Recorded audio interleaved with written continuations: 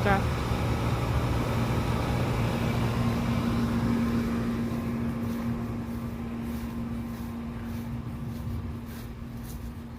Guys, this is very rewarding to, even if it's a small harvest, it doesn't matter. You are literally growing your own food. So come on over here with me.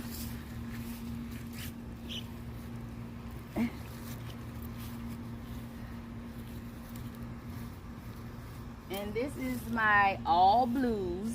These potatoes right here are called all blues. These are called Caribes. These are Caribe purples. These are called Sarpo Uno potatoes. So I think we did really well.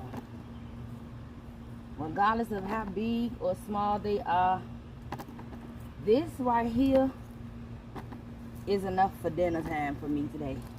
For me and my family. I'm gonna cook them all today. I'm gonna cook them all. And I'm gonna show you guys how I'm going to do that.